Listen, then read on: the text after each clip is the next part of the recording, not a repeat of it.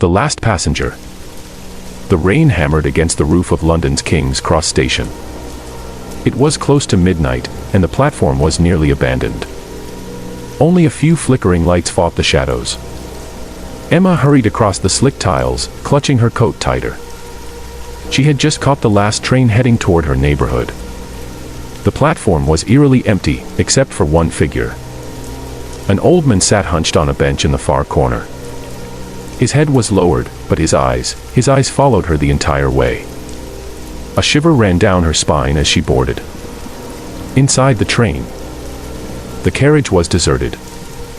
The fluorescent lights above buzzed and flickered, painting long shadows that seemed to twitch whenever she moved. Emma sat down, pulled out her phone, and scrolled through messages to distract herself. The silence was thick, pressing against her ears. At the next stop, the doors slid open with a groan. The same old man entered. He didn't sit. He just stood near the door, still staring at her. "Strange night to travel alone," he whispered.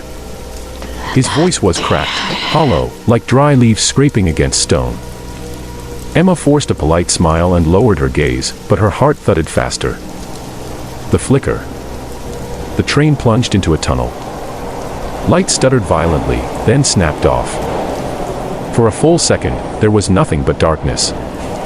When they returned, Emma gasped.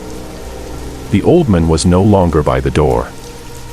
He was sitting directly across from her. She hadn't seen him move. "You shouldn't be here," he murmured. But the sound, Emma froze. The voice hadn't come from his lips. It had come from behind her ear. She twisted around.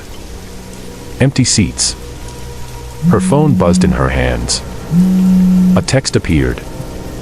"Do not look at him. He is not real."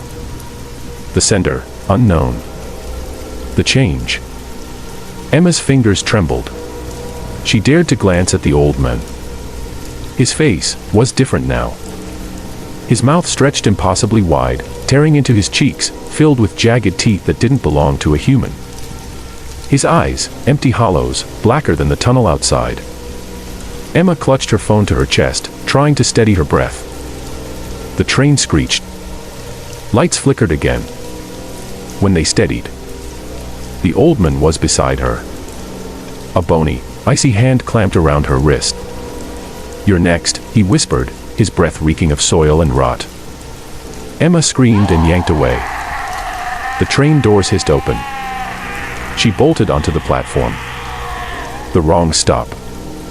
The station she stumbled into was dim, half-lit, the air colder than outside. Steam curled from unseen vents. Every sound echoed too long, as though the walls themselves whispered. She turned back.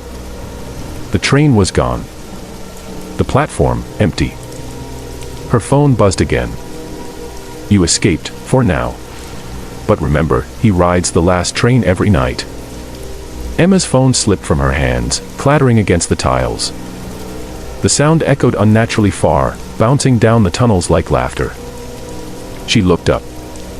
Something was wrong. This wasn't her stop. She had never seen this station before. The footsteps. From the tunnel behind her came a sound. Slow. Measured. Footsteps. They were deliberate, echoing louder with each step. "Hello." Emma's voice cracked. "Who's there?" No reply. Just the sound, growing closer. Her phone buzzed again on the floor. She picked it up with trembling hands. Another message from unknown. "Don't run. He can smell fear." Emma dropped the phone back to the ground as the footsteps entered the dim light. A shadow stretched across the wall. But it wasn't human. Its limbs were too long, bending at wrong angles. Its head tilted unnaturally far, as if broken. She backed up toward the stairway. But the sign above read nothing but a single word, painted in red. Nowhere. The final train. Suddenly, the rumble of another train filled the station. The last carriage screeched to a halt in front of her. Its windows were pitch black. The doors slid open on their own. Inside, she saw rows of passengers. but they weren't alive. Their skin was gray, their eyes lifeless, their heads moving in jerks. Yet every one of them turned toward Emma in unison.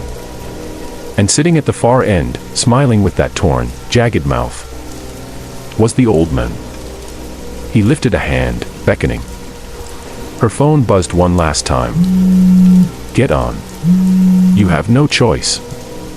The screen cracked and went dark. Emma's scream echoed through the empty station as the lights flickered violently.